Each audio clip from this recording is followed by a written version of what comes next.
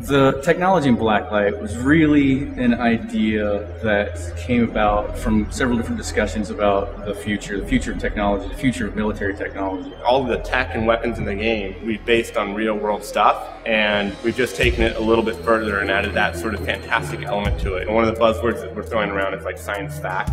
So it's not science fiction where it's like, warp drive, rather something that's coming out of the Department of Defense. We knew that we would be able to reward players for good play and go to the depot and perhaps change the tide of battle. The Weapon Depot allows players to bring in massively heavy weapons. Not only the hard suit that a lot of people talk about, but airstrikes, railguns, miniguns, weapons that totally annihilate opponents.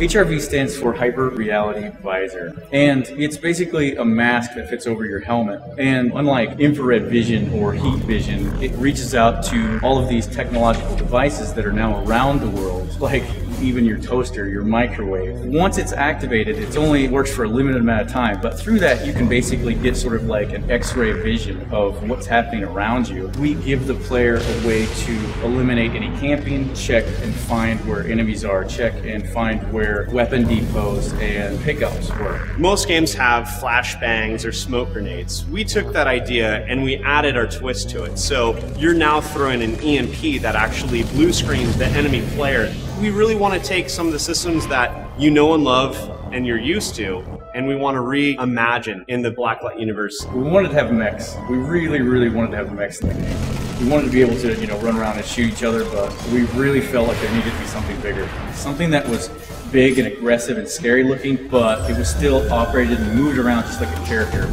So the hard suit was in there.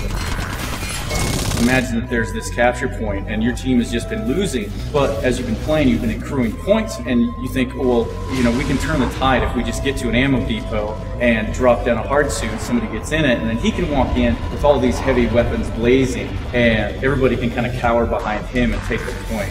And it turned out that it works really awesome. Gameplay system checks and balances are huge to us. When we added the Weapon Depot, the big thing was how do we make this balanced? It first started off, we had it really cheap. Like you could run around and kill a couple of guys and then you could run and get a hard suit. And it turned out that we had a lot of hard suits, running around the level, and it was kind of chaos. So we upped the price of it again, and we found that it was, still really hard to kill.